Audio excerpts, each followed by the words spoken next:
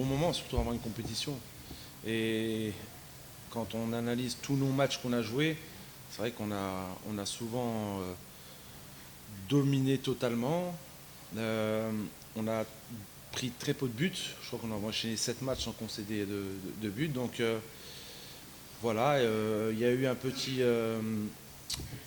sur la fin du stage aux Émirats ici, un petit relâchement voilà, sur cette concentration pendant 90 minutes, parce que les buts, on les a analysés directement, et c'est des buts qui étaient vraiment, vraiment, vraiment évitables.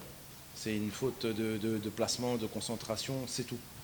Donc c'est bien, ça nous permettra de pointer ça. C'est comme j'ai dit aux joueurs, la CHAN, on peut la gagner sur un détail, mais on peut la perdre sur un détail. Mais sur le fait de revenir, ça c'était un truc intéressant, parce que ça s'est quasiment jamais produit depuis qu'on a enchaîné les matchs.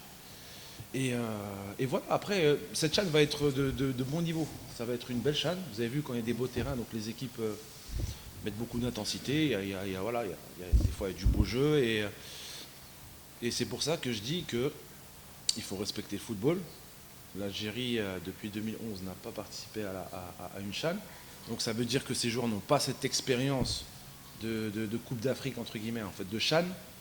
Et voilà, il faut rester tranquille. Cette CHAN, elle va être ouverte pour tout le monde. Pour moi, chaque équipe aura l'opportunité de la gagner. Puis Hadaf el-Loul. Donc voilà, on joue chez nous, on est une équipe qui aime harceler très haut. Donc c'était une phase de jeu où il y a un long ballon là-bas sur le côté. Donc l'espace s'est créé entre la défense et tout, parce que c'est un long ballon. Et il y a eu une erreur tactique de placement. Vous avez vu que le numéro 11 était un très bon joueur, très rapide. C'était une force pour eux, pour une contre-attaque. Donc voilà, un petit ballon, on ne va pas rentrer dans les détails, mais on en a déjà parlé aux joueurs. Une faute de placement, une faute d'inattention, avec un deuxième ballon qui est là, qui est le milieu de terrain, qui n'est pas au deuxième ballon. Donc c'est des petits détails tactiques. Donc il n'y a pas lieu de s'affoler, mais c'est des bonnes images. C'est des bonnes images à montrer et à ne pas refaire pour cette compétition. Inch'Allah, normalement c'est Baraki. Voilà, vu qu'on va jouer dedans. Et non. Bah logiquement oui. Baraki, ça y est, il est sur la fin, donc des petits détails comme ça à régler. Mais ouais, Inch'Allah Baraki, normalement, si tout va bien, autour du 7. Donc nous, 7 janvier. Donc le 2 janvier, on fait un regroupement. On commence notre stage le 2 janvier. Voilà, la plupart des joueurs vont arrêter il y a un groupe qui arrête le 24, il y a un groupe qui arrête le 28. Donc on va leur lâcher 4 jours de repos parce qu'ils ont besoin de se reposer. Et comme ça, le 2 janvier, on récupère tout le monde au même niveau. Et Inch'Allah, on jouera le 7, un match à déterminer. Il y a le Ghana, il y a l'Ouganda, il y a l'Angola, il y a Madagascar. Donc il y a beaucoup d'équipes, on a le choix. Donc on va voir selon ce qui sera disponible par rapport à cette date. Et donc voilà. Bah écoutez, déjà on a un groupe élargi. Fiadik Lachan, on a le droit de prendre 28 joueurs. 28 joueurs, donc écoutez, la grande majorité, ce groupe il est là et il est là depuis un certain temps et il y a de grandes chances bien sûr qu'on finisse avec ce groupe, mais voilà, on va regarder encore les 2-3 journées.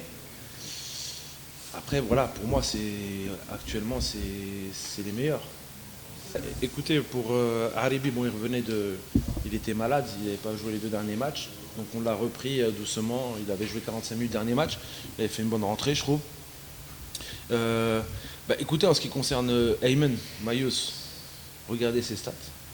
Il marque à chaque match, quasiment. 90% des matchs, il a marqué où il fait une passe D. Donc ça veut dire qu'il est prolifique en équipe nationale. Et on a Sofiane qui est rentré. Bayazid. Voilà, c'est sûr qu'on va prendre 3 attaquants dans cette CHAN, donc on a donné la chance un peu à tout le monde, mais c'est des joueurs sur qui je compte, que je fais confiance. Après, dans le championnat, aujourd'hui, on va dire, entre guillemets, il y a une pénurie d'attaquants, entre guillemets. Tu peux prendre des jeunes, mais est-ce que ça va être...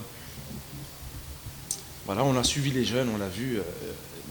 Voilà, la CHAN, ça va être un niveau assez élevé, il y a une pression, il y a des gabarits en défense, vous avez vu, donc c'est complètement différent. Donc il faut un peu d'expérience et de jeunes.